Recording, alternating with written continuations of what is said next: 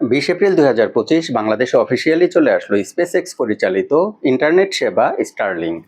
SpaceX বা Starlink সম্পর্কে নতুন করে কিছু বলার অবকাশ রাখে না। আপনারা সবাই পাগলাটে ইলন মাস্ককে চেনেন। সে সব কিছুতে পাগলাটে, গাড়ি, ইন্টারনেট, সব সেবাতে সে পাগলাটে, সব সার্ভিস সে পাগলাটে ভাবে দেয়। বর্তমানে সে বিশ্বের সবচেয়ে ধনী মানুষ। এটা কিন্তু একদিনে রাতারাতি হয়নি। তার ইনোভেটিভ আইডিয়া, ইনোভেটিভ সব যে আবিষ্কার, সেগুলোর মাধ্যমেই সে হয়েছে। এখন স্টারলিংক যে বাংলাদেশে এলো, এটার খরচটা কত পড়বে বা এটা কারা নিবে বা আদৌ কি এটা চলবে? স্টারলিংক বাংলাদেশে প্রাথমিকভাবে 2টা প্যাকেজ চালু করেছে। প্রথম যে প্যাকেজ সেটা হলো 4200 টাকা লাগবে, আর পরবর্তী প্যাকেজ যেটা, সেটাতে খরচ হবে 6000 টাকা। এখন আপনাদের মনে প্রশ্ন জাগতেই পারে, এত টাকা খরচ করে কেউ কি স্টারলিংকের ইন্টারনেট সেবা নিবে? আর একটা তথ্য আপনাদের জানিয়ে রাখি, স্টারলিংকের ইন্টারনেট নিতে হলে আপনাকে যে ইনস্টলেশন চার্জ বা ইকুইপমেন্টগুলো লাগবে সেটার জন্য খরচ গুনতে হবে 47,000 টাকা, আর সেটার জন্য ডেলিভারি চার্জ বাবদ আরও 2,000 টাকা। টোটাল ইনস্টলেশন ফি বাবদ আপনাকে দিতে হবে 49,000 টাকা।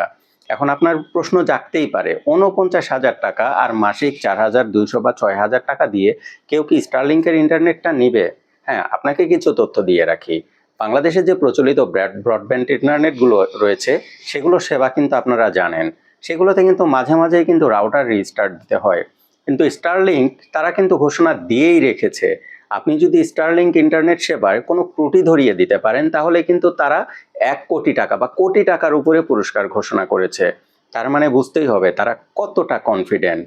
এখন স্টারলিংক ইন্টারনেট শুধু কি এই কারণেই মানুষ নেবে? না, এই কারণেই মানুষ নেবে না, আরও কিছু কারণ আছে। বাংলাদেশে এমন অনেক জায়গা আছে যে জায়গাগুলোতে কিন্তু ইন্টারনেট সেবা পৌঁছায়নি বা ব্রডব্যান্ড ইন্টারনেট পৌঁছায়নি, কারণ সেখানে তার টেনে ইন্টারনেট নিতে হয়, অনেক ঝামেলা আছে। স্টারলিংকের ক্ষেত্রে কিন্তু এগুলো কিছুই লাগে না। জাস্ট আপনার বাসায় একটা রাউটার বসিয়ে দেওয়া হবে আর বাসার ছাদে একটা অ্যান্টেনা বসিয়ে দেওয়া হবে, তাতেই কিন্তু আপনার বাসাতে স্টারলিংকের ইন্টারনেট সার্ভিস দেওয়া পসিবল হবে। বাংলাদেশে কিন্তু অসংখ্য ফ্রিল্যান্সার আছে, অসংখ্য অফিস আছে যেখানে নিরবিচ্ছিন্ন ইন্টারনেট লাগে এবং একসাথে অনেক মানুষকে ইন্টারনেট সেবা দিতে হয়। তো বাংলাদেশে যে প্রচলিত ইন্টারনেট সার্ভিস প্রোভাইডার আছে, তাদেরও যদি বড় পরিসরে আপনি ইন্টারনেট নিতে চান, সেক্ষেত্রেও কিন্তু অনেক টাকা খরচ করতে হবে।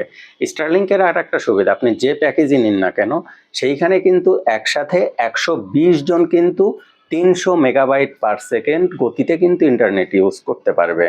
তার মানে আপনি বুঝতেই পারছেন যে এটা কতটা উপকারী কোনো অফিস বা যারা ফ্রিল্যান্সিং করে তাদের জন্য। যারা ফ্রিল্যান্সিং করে মাসে মাসে লক্ষ লক্ষ টাকা ইনকাম করে, তারা কিন্তু ইন্টারনেট সেবার জন্য 4,200 টাকা দিতেই পারে।